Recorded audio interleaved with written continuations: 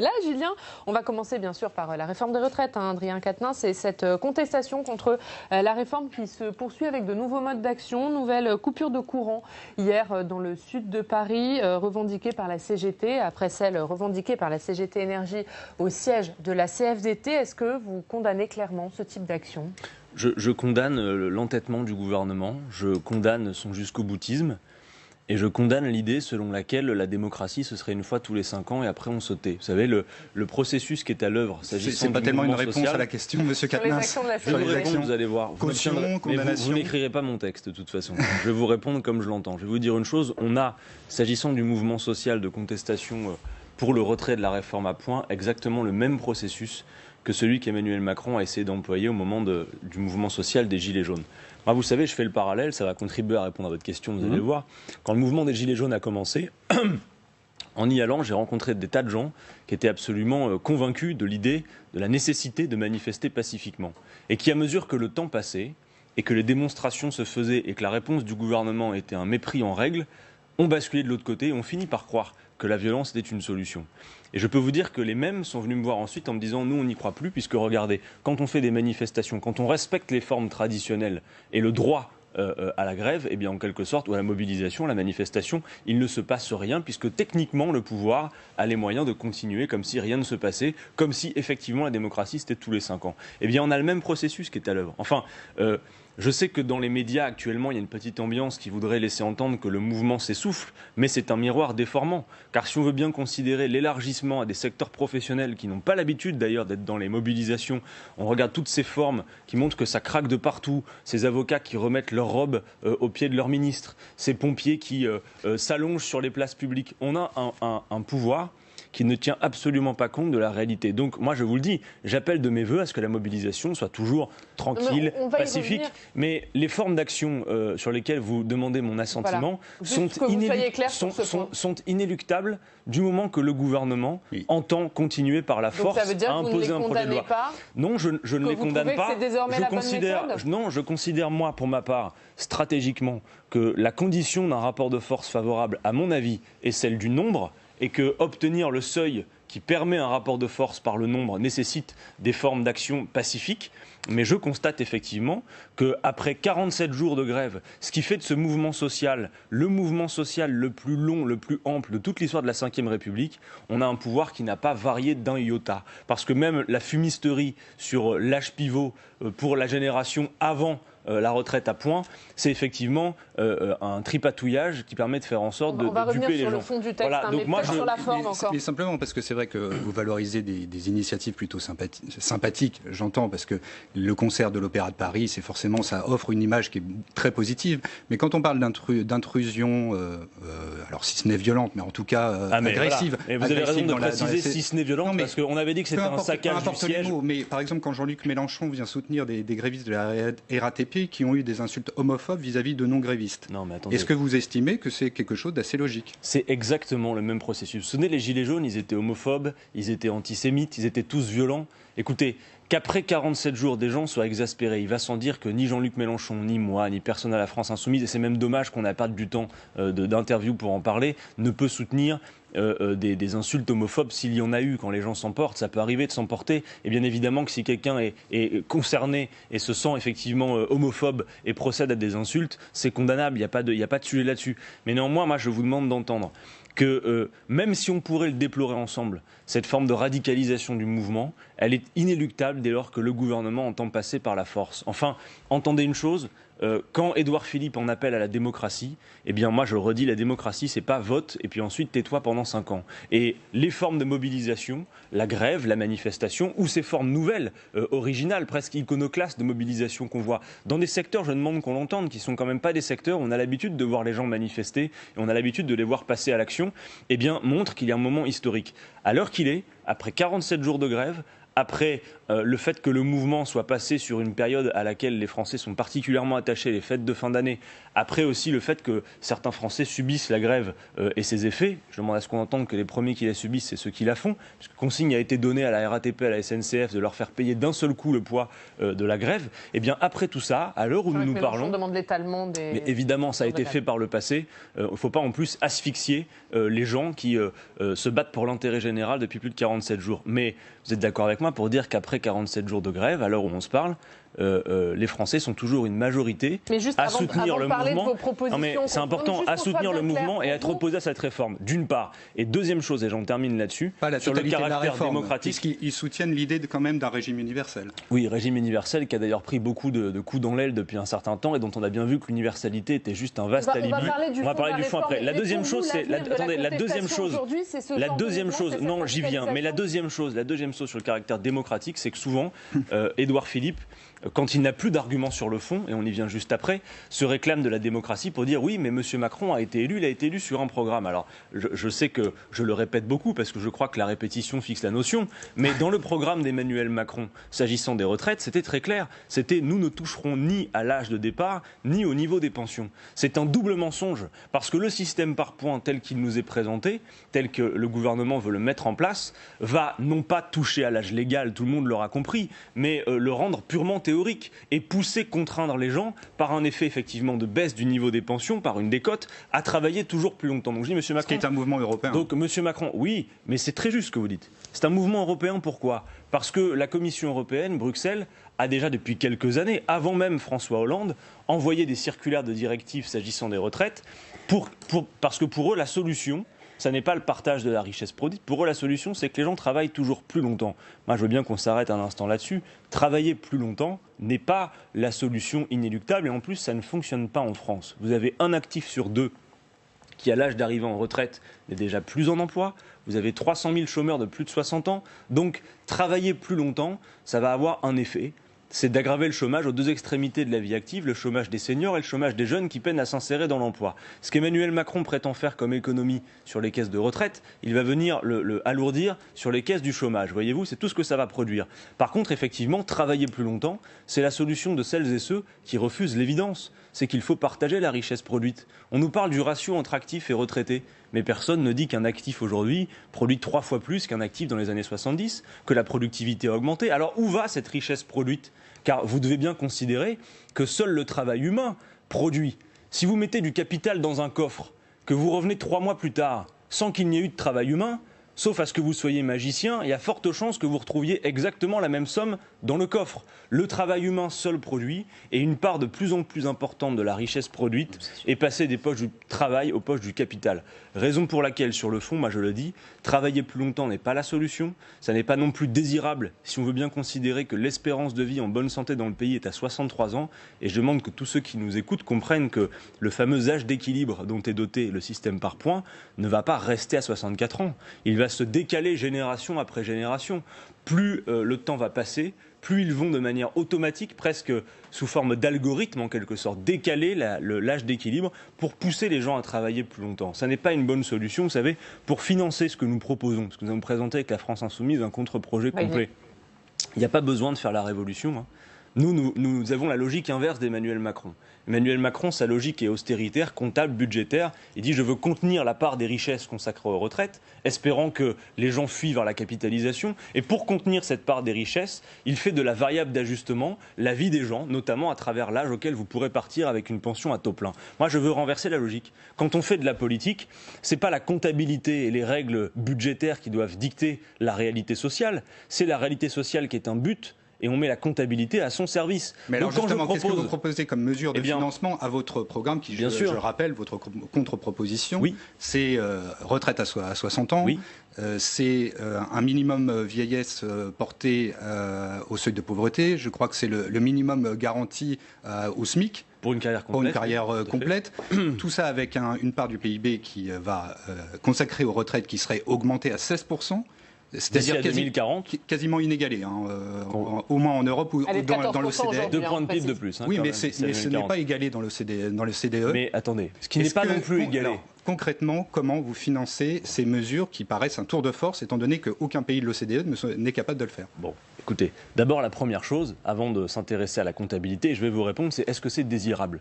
Vous-même, est-ce que ça vous plairait d'avoir la garantie de pouvoir partir à 60 ans? Vous savez, depuis quelques mois, on ne parle de la retraite que comme si c'était un problème. Vous savez, une équation, un problème de maths à résoudre. D'abord, dire une chose. Est-ce que travailler est un problème? Non, moi je ne le dis pas, mais ça l'est souvent. C'est-à-dire qu'en réalité, qu'il y ait des gens tout à fait enthousiastes dans leur travail, qui se réalisent, qui se plaisent dans leur travail.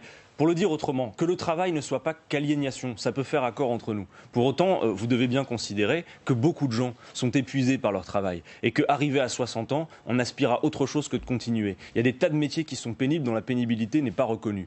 Donc le travail n'est pas toujours pénible, mais il l'est bien souvent. Et puis le progrès. Presque de manière philosophique, ça a toujours été de considérer, à mesure que le progrès avançait, qu'on pouvait peut-être se libérer du temps. C'est un débat presque philosophique, mais je vous pose la question, elle mériterait plus que le temps qu'on a pour discuter. À quoi bon travailler plus longtemps que le temps nécessaire à la production de ce dont nous avons besoin? C'est une vraie réflexion, surtout dans un contexte où nous achoppons sur la question climatique, qui pose aussi la question de notre modèle de production. Mettons ça de côté, ce serait beaucoup trop long. Mais donc, sur la question du financement. Donc sur la question du financement, effectivement, moi je propose avec la France Insoumise que nous revenions à la possibilité de partir à 60 ans, c'est-à-dire un âge décent si on considère ce qu'est l'espérance de vie en bonne santé, avec effectivement aucune retraite sous le SMIC pour une carrière complète, avec le fait que personne ne vive sous le seuil de pauvreté en dessous duquel tout le monde sait qu'on ne vit pas mais qu'on survit, et la question bien évidemment de la comptabilité arrive. Comment vous financez tout ça? Je l'ai dit, il n'y a pas besoin de faire la révolution. Jusqu'à présent, à mesure que la part des seniors dans la population de ce pays augmentait, on augmentait à peu près proportionnellement, ça se vérifie d'ailleurs statistiquement, la part des richesses consacrées aux retraites. Moi je dis simplement, si nous avons plus de besoins, il faut consacrer une part de richesse effectivement supérieure pour financer les mesures que je viens d'égrener avec vous et que vous avez d'ailleurs bien apprises, et je m'en réjouis. Il faut 2 points de PIB de plus d'ici à 2040, c'est-à-dire passer effectivement des 14% d'aujourd'hui, c'est un peu technique, à 16%. Très franchement, ce n'est pas la révolution. Et il y a des mesures à réaliser qui sont assez simples. D'abord, tout le monde nous dit que la grande cause du quinquennat, ça ne se vérifie pas bien d'ailleurs si on veut bien considérer les moyens déployés, ce serait l'égalité entre les femmes et les hommes.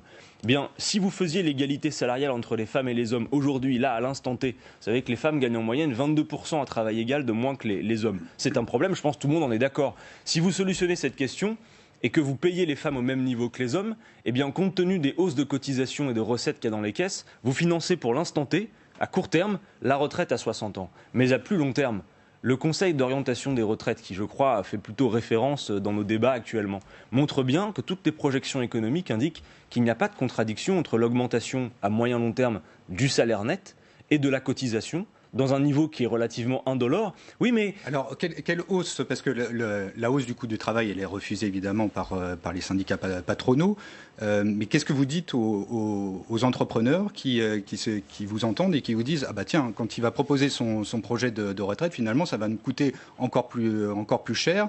Comment je vais faire pour vivre ?» D'abord, le travail n'a pas de coût, il a un prix. Puisqu'on vient de se dire tout à l'heure que seul le travail humain produisait. Je vous ai dit, si vous mettez du capital et que vous revenez sans travail humain, vous retrouverez le même. Donc le travail a un juste prix, en quelque sorte. Et aujourd'hui, je considère qu'il est effectivement trop mal payé. Je veux vous faire cette petite confidence.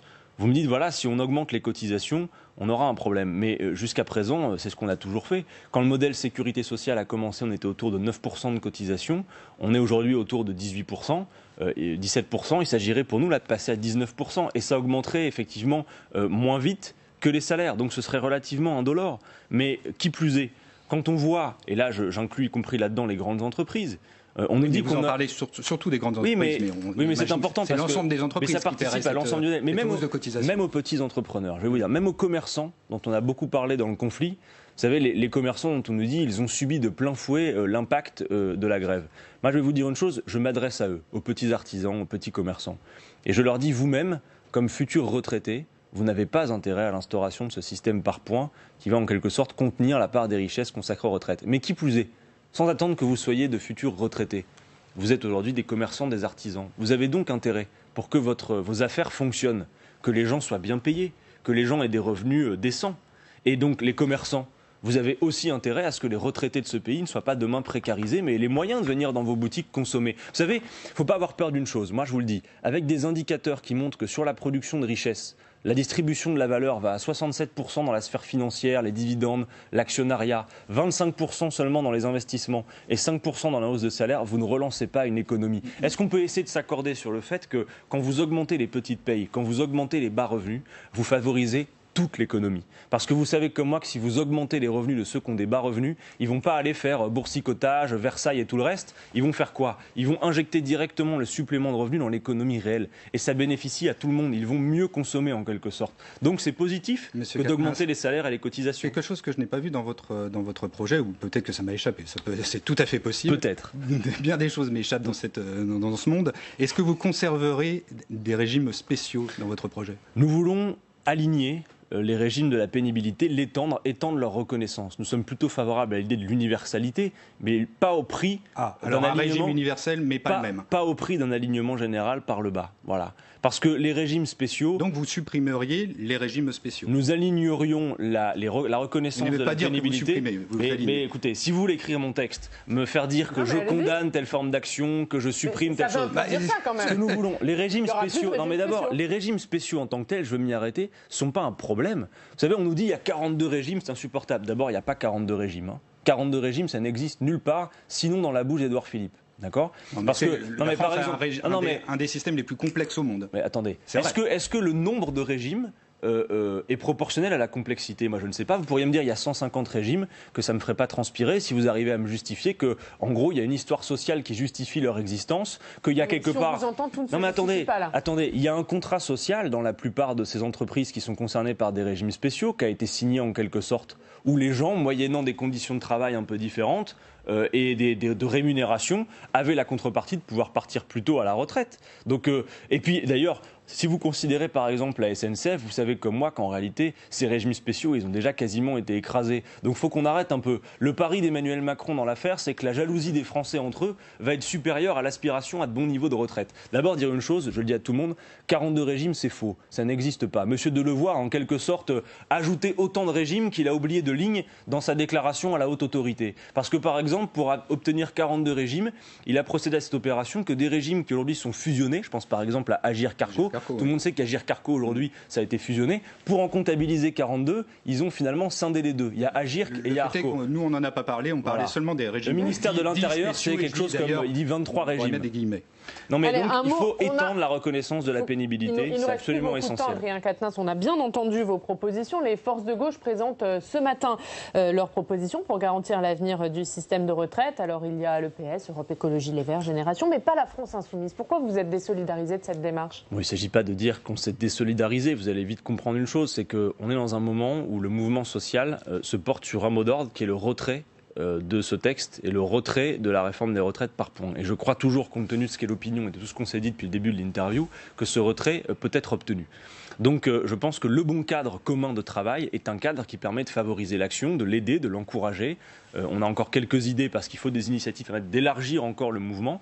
Mais je crois que, mis à part le fait que chacun propose ses contre-projets, et nous l'avons fait avec la France Insoumise, il y a un caractère un peu difficile aujourd'hui au fait de pouvoir s'accorder sur un contre-projet avec des gens dont certains nous disent que finalement la retraite à points leur pose pas trop de problèmes. Vous voyez, par exemple, on aurait quelques difficultés à l'heure d'aujourd'hui avec le Parti socialiste. Moi, j'ai bien lu attentivement, par exemple, Madame Valérie Rabault dans les colonnes de Libération. Bon, je respecte sa position, mais au cœur du mouvement social qui réclame le retrait de la réforme par points, elle réalise une interview dont, en quelque sorte, le titre, c'est « Le problème, c'est l'impréparation du gouvernement ».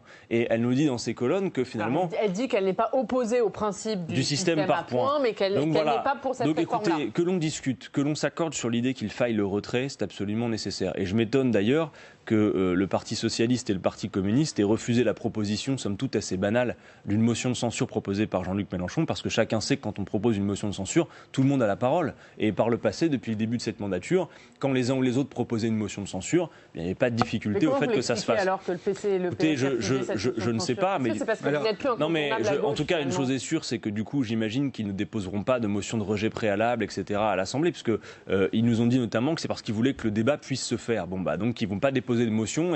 Est-ce que c'est pas dû à la personnalité de Jean-Luc Mélenchon qui ignore certaines réunions avec le parti communiste, qui boude certaines des initiatives d'un front front de gauche. On a l'impression quelquefois de sautes d'humeur qui font « tu soutiens pas ma motion de censure, eh bien je ne viendrai pas à ton m'accorder à ton projet ». Peut-être effectivement que certains membres du Parti socialiste ont des sautes d'humeur, c'est possible. Moi, ce que je veux dire en tout Mélenchon. cas, écoutez, on les a tous, les sautes d'humeur. Non, moi, ce que je veux dire en attendant, c'est que je crois que personne ne s'y trompe dans le soutien à l'action, dans le soutien au mouvement social. Il faut être très clair, il faut accompagner ce mouvement, et pour l'instant, le mot d'ordre demeure le retrait, et c'est ça qu'on doit obtenir. Et juste qu'on soit bien clair, qu'est-ce que vous allez faire au Parlement le 17 février? Est-ce que vous allez déposer un amendement de suppression de ce texte? Ça commence avant même le 17 février, puisqu'on va rentrer en commission spéciale très bientôt. Mais oui, évidemment, nous nous préparons à une bataille parlementaire qui est annoncée, mais notre espoir est toujours, d'ici à ce que nous y arrivions, que l'on puisse faire reculer le gouvernement. Mais vous préparez une bataille, ça veut dire faire des amendements au texte. Évidemment, mais comme nous l'avons toujours fait. Un amendement de suppression, mais oui. Mais il y aura des amendements de suppression, mais pas que. Vous savez, je veux dire, vous l'avez lu, donc on peut pas nous reprocher quelque chose à la France Insoumise, c'est qu'on s'enferme pas ni dans la contestation, ni dans la défense du statu quo. On fait des propositions sérieuses, chiffrées. Je pense que le contre-projet l'a démontré. Donc on sera dans notre rôle. En attendant, il y a une chose, il faut être à l'action. Cette semaine, le gouvernement a l'intention de présenter le projet en Conseil des ministres le 24. C'est une nouvelle journée d'action intersyndicale. J'appelle bien évidemment toutes celles et ceux qui pourront à y participer. La veille au soir, le jeudi, vous allez voir partout en France des images de ces marches au flambeau qui vont se faire dans quasiment tous les départements. Donc le pays est toujours en ébullition, et non, le mouvement ne s'essouffle pas, et le retrait est toujours la solution qui est raisonnable. 2 questions sur les municipales pour terminer dans votre région. Il nous reste très peu de temps. Le Rassemblement national pourrait, notamment dans les Hauts-de-France, emporter plusieurs communes. On pense à Denain, la commune du député Sébastien Chenu. Quelle sera la position de la France Insoumise concernant un front républicain? Est-ce que vous pouvez imaginer, par exemple, au second tour, de soutenir un candidat LREM si, d'aventure, ça permettait de faire obstacle au Rassemblement national? Nous verrons bien, mais je vais vous dire une chose, ça ne suffira pas, et c'est malheureusement, on peut le regretter, inconséquent. Je crois que la stratégie du front républicain ou du barrage, désormais, elle ne fonctionnera plus. Voyez-vous, en manifestation, désormais, il y a une chose qui est très claire, c'est que les gens nous disent, quoi qu'il arrive en 2022, et qui que soit l'adversaire de M. Macron, nous ne voterons pas pour lui. Et ça, c'est un défi considérable, parce que chacun comprend ce que ça veut dire.